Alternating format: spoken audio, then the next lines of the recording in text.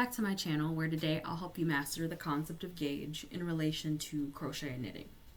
In my last video, I talked about garment shaping, where I concluded that any and all choices made to shape your garments circles back to gauge. Today we'll expand on that, and hopefully you come out of this video with more confidence on the subject as a whole. In this video, I will break down the topic of gauge and explore how it can be used to improve the results of your crochet and knitting projects. First, we'll dive into what gauge is and why it even matters. Next, I'll walk you through how to measure your own gauge in 3 simple steps. Then, based on those measurements, I'll provide some troubleshooting and tips before covering 3 examples that you can use in your own journey before concluding. So let's get started. Now note that knitting and crochet have many differences, but when it comes to the conversation of gauge, they are similar. So for much of our lesson today, consider the advice interchangeable among the two unless specified otherwise. What exactly is gauge? Based on a quick Google search, you'll likely come across this definition, which states that it is the measurement of your stitch density, showing how many stitches and rows fit into a specific area. In short, gauge is the way to measure how loose or tight your tension is, through the size of your stitches and rows. Now that's nice context, but why does it even matter? This measurement ensures that you end up with a final product that matches its intended size, and generally works to affirm consistency within your work. When you go to make something, you'll either be starting from a pattern or freehanding. When using a pattern, gauge works as sort of a translation tool, ensuring that your item sizing is consistent with that of the designer. Because nothing sucks more than when you get all the way done with the project and it doesn't fit exactly the way you expected. Typically, you'll find the gauge of a pattern within the first few sections, with many patterns even having their own dedicated gauge sections. And you're probably wondering then, why do you need gauge for a freehand project? Well, for personal gauge, it can be used to sort of guesstimate the number of stitches and rows for your desired project dimensions, among other things. Relevant scenarios that are linked to or can be remedied with gauge include maybe you found a pattern but your yarn's different from what's recommended. You could want to make a queen size blanket but you're not exactly sure how much yarn you'll need, or in this specific instance, how many stitches and rows it'll take. And then you could have maybe tried to follow the tutorial, but you end up with a finished product that's either smaller or larger than whatever measurements were listed. These are all tied to gauge, and by learning how to use it, you can avoid these problems altogether. Now that you know what gauge is and why you shouldn't just ignore any mention of it, we can now talk about how exactly it's measured. First, I have to introduce a key player in this conversation, which is the gauge swatch. A gauge swatch is a small fabric sample made from your chosen yarn. Usually it's made to be measured within a 4x4 or 10 centimeter by 10 centimeter square. The first step is to create your gauge swatch using whatever yarn you will use for the actual project. Next, if you're going to be blocking your project, you will need to block the gauge swatch before continuing to the measurement step. This is important as blocking can and will change the dimension of your project. Overall, you want to mimic how the project will be created so that whatever measurements you get are accurate. If you're using a pattern, they may or may not mention blocking the swatch or blocking as a whole, so I would check the pattern just to be on the safe side. Finally, with the completed gauge swatch, you will measure and take note of both the number of stitches on a row within a 4-inch space and the number of rows within a 4-inch space. Now, the later measurement is often perpendicular to that first one. For measuring purposes, you can use something that's readily available, like a ruler or a tape measure, although there are also specific gauge tools that you can purchase that feature a window for the ease of counting and measuring. Now we're going to get to the section that will likely serve as the most helpful information today, which is troubleshooting. Because once you do actually have that gauge swatch measured, you will need to know what the heck those measurements even mean. As mentioned earlier, if you are using a pattern, there's likely going to be a project gauge that's listed, and this is what you will use to compare against your own gauge. If your gauge has more stitches and or rows than your reference gauge, then this is going to mean that your tension is too tight. In order to remedy this and meet gauge, you should go up in your hook size, following like 0.5 millimeter increments. So let's say you're using a 4 millimeter hook and you need to go up, then you start by then using a 4.5. And if that's still not meeting gauge, then a 5, and so on and so forth until you actually do meet gauge. As a supplementary action, especially if it's the row count that's off, you want to try to maybe loosen up your yarn before a yarn over when completing your stitches. On the other side, if your gauge has less stitches and or rows than your project gauge, then that points to your tension being too loose. And if this is the case, I consider tightening up your yarn loop before completing stitches, in addition to going down in hook size. While what we've covered so far should serve you well, I do also have some tips that I feel are important to know. So for one, while the standard gauge swatch is that 4x4 or 10 centimeter by 10 centimeter, you should make your swatch a bit bigger than this. And the reason is that often at the beginning and end of our work in rows in general, we tend to have like slightly abnormal tension, whether it be that we're getting used to the stitches that we're going to be using, or just that we're, you're towards the end of the project, so maybe you're just really like rushing a little bit. But the point here is that it's abnormal tension. With the larger square, let's say around 5 inches by 5 inches, rather than that 4x4, you should measure within the middle of the swatch to ensure accurate tension measurements.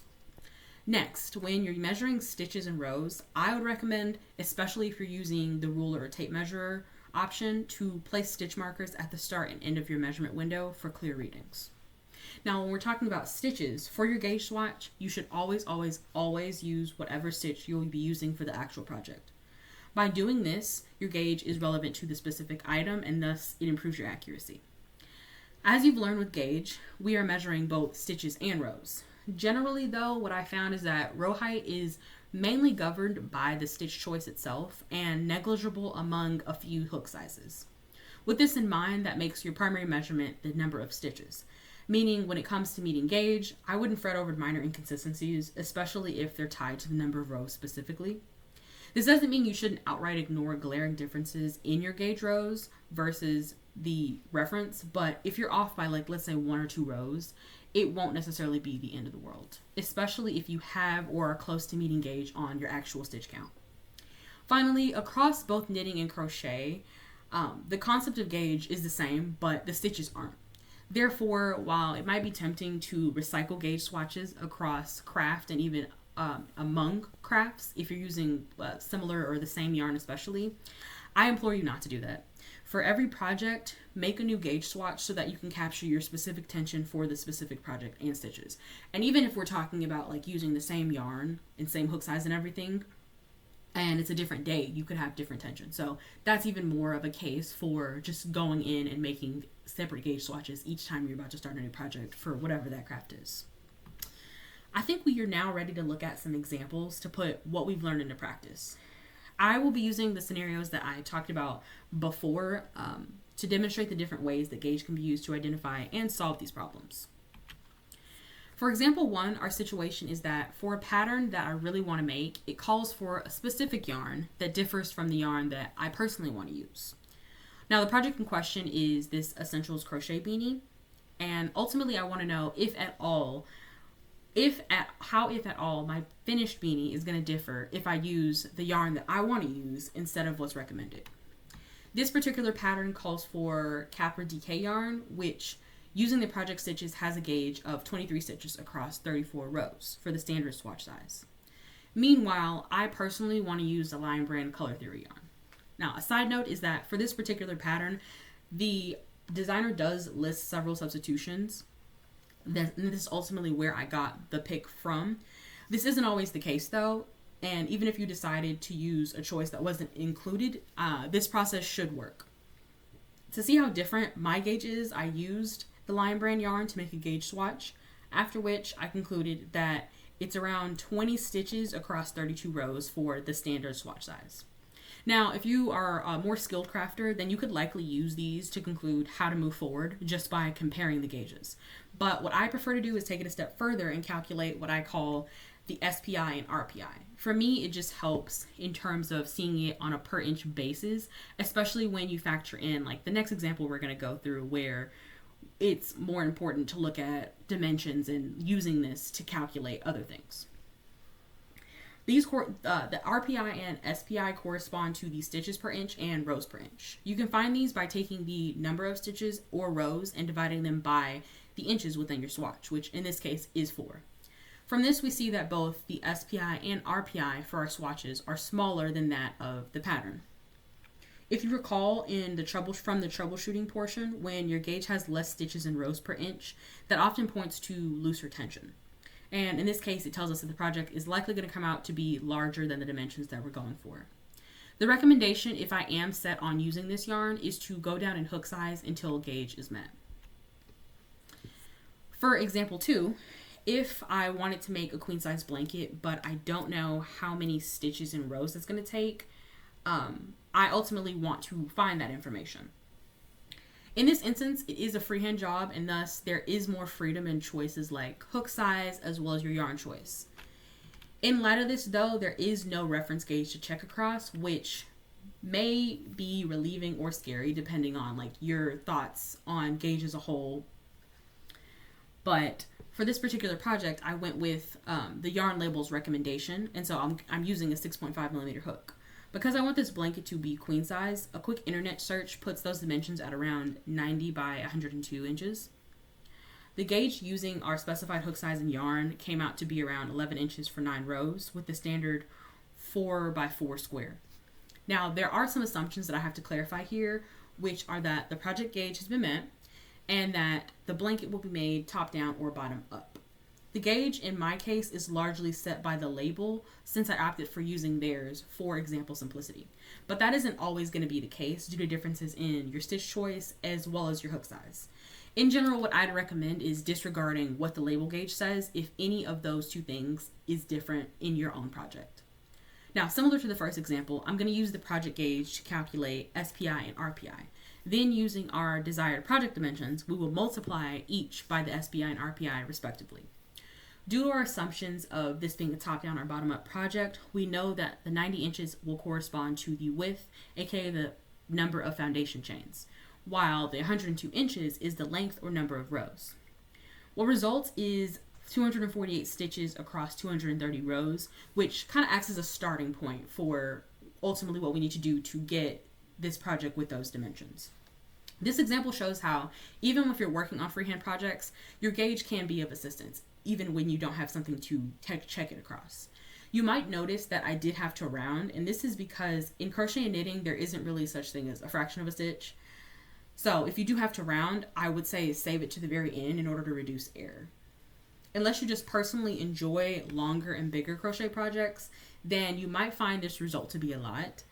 You can use these results as sort of a first pass, adding or removing rows as needed in real time. However, for efficiency, the recommendations that I would go with is to use a chunkier yarn for a quicker workup and or splitting the blanket dimensions into smaller squares. So that way, instead of having to do like 248 stitches and 230 rows, if you're splitting into like squares or some other shape, this is way smaller and therefore won't be as like taxing on you, especially if you're trying to do this at like whatever time period you're trying to do this within. Our final example will serve as a cautionary tale for what could and often does happen when you choose not to check your gauge, even if you are using the recommended yarn. Now, let's say I made a cardigan without doing a gauge swatch and noticed that my finished result is looser than expected. I want to know why this happened and how to prevent this in the future. When I made this cardigan, I did use a pattern that had a gauge of 19 stitches for 15 rows. For the size I was trying to make, the sleeve size should have been around 15 inches by 8 inches. However, with some measuring, what I find is that my sleeve is actually 17 inches by 9.75 inches. Again, we have to make some assumptions. First, we're assuming that the sleeve is made with no increases and instead is a simple rectangle that's going to be seamed onto the overall garment. Also, because I used a pattern, we know that the instructions for the sleeve are given, which in this case, it's 72 stitches across 30 rows. In this case, while we can't directly calculate SPI and RPI from our gauges, we can use the known dimensions of our finished item in order to approximate those SPI and RPIs against that of the pattern. When we do this, we see that the finished item's SPI and RPI are both less than the patterns, pointing to loose tension and explaining why our finished sleeve and garment as a whole is larger than what we're going for. Unfortunately, if I did want to fix this mistake, I'd have to frog the entire piece and redo it with a smaller hook size. To prevent this in the future, I'll make sure to check my gauge before starting the project. Gauge is simply a term used to describe how loose or tight your crocheting is. While it may add a little extra time at the start of a project, it does help to ensure that your finished piece turns out as expected. Gauge can also be used to guide key decisions when working on freehand projects. So the next time you grab your materials to start something new, take a moment to check your gauge first. Thank you so much for watching. If you enjoyed this video, please give it a like. And if you want similar videos to this, consider subscribing. I hope you have a wonderful day.